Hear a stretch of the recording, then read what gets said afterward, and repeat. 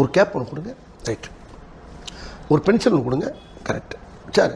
ஒரு பேக் ஒன்று, ஒரு கேப்பு, ஒரு பேக்கு, ஒரு பென்சில். சார் நல்லா இருக்கேன் சார், பாருங்கள். ஒரு ட்ரௌசர் போடும் சார், எனக்கு ஒரு டிஷர்ட் பண்ணி கொடுத்து இந்த மாதிரி டிஷர்ட் போட்டேன். இந்த டிஷர்ட்டு, ஒரு பென்சில், ஒரு கேப், சூப்பர் சார்.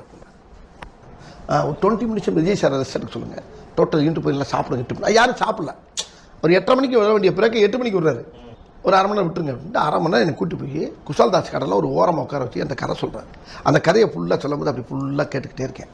கேட்டோன்னா அப்படியே நேசமணி தான் வடிவேலு குஜராத் எல்லாம் சொன்னார் சார். ரொம்ப சூப்பராக இருக்கு சார், நீ சொன்ன கதை எனக்கு மகிழ்ச்சியாக இருக்குது. அப்போ நான் ரொம்ப ஒரு இடத்துல ரொம்ப மகிழ்ச்சியாக இருந்துச்சு எனக்கு. இந்த சீனை மாற்றுங்க, அந்த சீனை மாற்றுங்க, அந்த சீனை மாற்றுங்கன்னு அவர்கிட்ட பேச முடியாது, வெளியே பார்ப்பேன். ஆனால் எனக்காண்டி சில விஷயங்கள் என்கிட்ட அப்படியே வாங்கிட்டார். இந்த வலிக்கு விழுகும்போது சொல்கிறேன் நான், வலிக்கு விழுங்குற சாப்பிட்டு ஒரு 3 தடவை எடுத்தார். வலிக்கு விழுங்கும்போது கேமராமேன் அப்படி பார்க்க